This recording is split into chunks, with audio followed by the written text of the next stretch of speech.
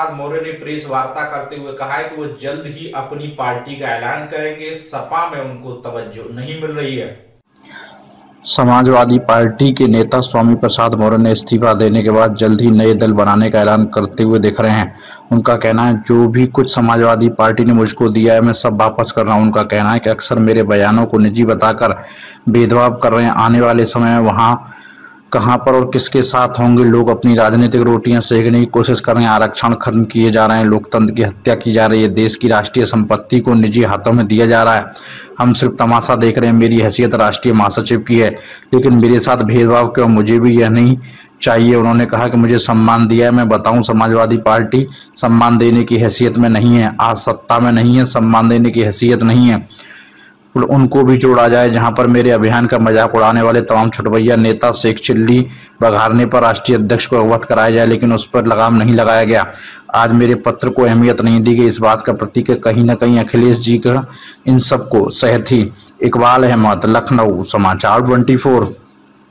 स्वामी प्रसाद जी को जो है जो आरोप अखिलेश यादव लगा रहे हैं, इसको कैसे देखते, क्या कहना चाहेंगे?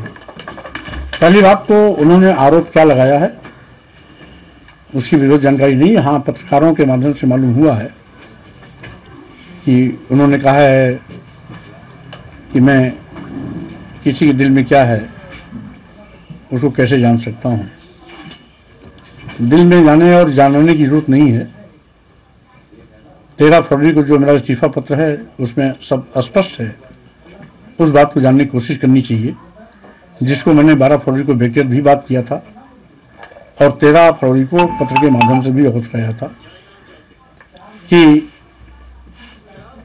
मैं जब से समाजवादी पार्टी में आया लगातार जनधार बढ़ाने की कोशिश की। पहले ही दिन मैंने नारा दिया था 85 तो हमारा है, 15 में भी बंटवारा है। बहुजन समाज में जन्मे संतों, गुरुओं, महापुरुषों ने, सामाजिक परिवर्तन के महानायकों ने जो लड़ाइयाँ लड़ी थी, उन्हीं की विचारधारा को आगे बढ़ाने की दिशा में मैं इस देश के आदिवासियों, दलितों, पिछड़ों, महिलाओं, मजलूमों, मजदूरों, किसानों को जोड़ने का अभियान चलाया। लेकिन कुछ यथार्थवादी ताकतें जो समाजवादी पार्टी के नाम पर लाभ तो लेती हैं, लेकिन समाजवादी पार्टी के वोट बैंक के साथ खिलवाड़ करती हैं। और जब जब मैंने ऐसा कोई भी कदम उठाया तो निजी बयान कह करके उसका उपहास उड़ाया गया। स्वयंभू प्रधान राष्ट्रीय महासचिव, आखिर उनकी भी हैसियत एक राष्ट्रीय महासचिव की है, मेरी भी हैसियत एक राष्ट्रीय महासचिव की है। एक राष्ट्रीय महासचिव का बयान पार्टी का हो जाता है और दूसरे राष्ट्रीय महासचिव का बयान निजी हो जाता है। ये भेदभाव क्यों? अगर यही भेदभाव होना है तो ऐसा भेदभावपूर्ण पद मुझे नहीं चाहिए, क्योंकि मैं तो भेदभाव के खिलाफ लड़ता ही हूँ। मैं तो इस देश में जो विषमता है, जात पात, छुआछूत, ऊंच नीच का जो भेदभाव है, उस भेदभाव के खिलाफ लड़ाई लड़ रहा हूँ। और मेरे साथ भी यदि कोई भेदभाव होता है, पद के साथ भेदभाव होता है, गरिमा के साथ भेदभाव होता है, तो स्वाभाविक रूप से मैं उस पर प्रतिकार करूंगा ही करूंगा। और जो 13 फरवरी के पत्र में स्पष्ट है। इसलिए रही बात, उन्होंने कहा कि मैंने सम्मान दिया,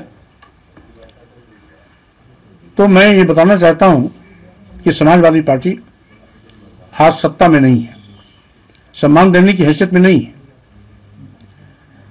और अगर देने लेने की बात आई तो 2022 के पहले समाजवादी पार्टी के पास मात्र 45 विधायक थे। मेरे आने के बाद समाजवादी पार्टी के विधायकों की संख्या 111 हो गई।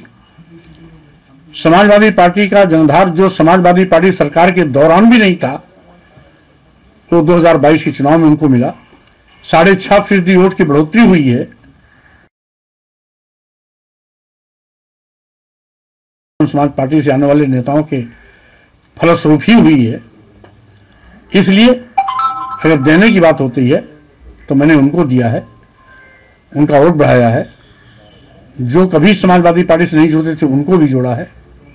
लेकिन जब वहां पर मेरे अभियान का मजाक बनाया जाने लगा, तमाम छुटभैये नेता शेख चिल्ली बघाड़ने लगे, बड़ी बड़ी बातें करने लगे, राष्ट्रीय अध्यक्ष जी को अवगत करने के बावजूद भी उस पर लगाम लगाने के बजाय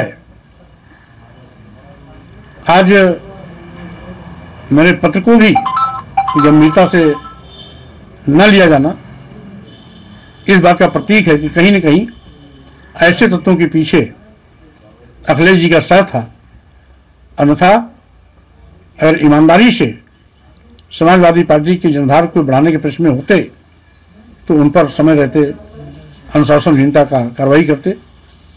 लेकिन बहरहाल वो जो कुछ भी हमें दिए हैं कुछ तो वापस कर दिया, कुछ वापस हो जाएगा। मैं पद के पीछे नहीं भागता हूं। मैंने सदैव वैचारिक लड़ाई लड़ी है, विचारों के साथ खड़ा रहा हूं। वैचारिक टकराहट जब भी कभी मौका आता है तो मैं पहाड़ से भी टकराने की हिम्मत रखता हूं। रही बात इस देश के अनुसूचित जाति, अनुसूचित जनजाति, पिछड़े देश की महिलाएं, लोग अपनी राजनीतिक रोटियां सेकने की कोशिश कर रहे हैं। आज देश में बड़े पैमाने पर बेरोजगारी है, महंगाई है, गरीबी, लाचारी है। अनुसूचित जाति, अनुसूचित जनजाति और पिछड़ों के आरक्षण खत्म किए जा रहे हैं। जातिवार जनगणना की लंबे अरसे से मांग चल रही है। लोकतंत्र की हत्या की जा रही है। ईडी, सीबीआई, इनकम टैक्स का दुरुपयोग किया जा रहा है। देश की राष्ट्रीय संपत्तियों को निजी हाथों में भेजा जा रहा है। इन सारी चीजों को देखते हुए हमें जहां सड़क पर निकल कर लड़ाई लड़नी चाहिए, हम केवल घर बैठ करके तमाशा देख रहे हैं। अनुरोध करने के बावजूद भी उस पर एक कदम भी चलने की कोशिश नहीं की गई है। पार्टी के अंदर ही पदों में भेदभाव किया जा रहा है और जो सेकुलर होने की दुहाई देते हैं लेकिन बीजेपी की पिच पर खेलने के आदी हैं, ऐसे लोगों से समाजवादी पार्टी का भला होने वाला नहीं है। तो स्वाभाविक रूप से आज मैं उन्हीं विचारों के लिए आज भी खड़ा हूं जिन विचारों के लिए समय समय पर मैं खड़ा था और आगे भी खड़ा रहूंगा। ठीक है, थैंक यू।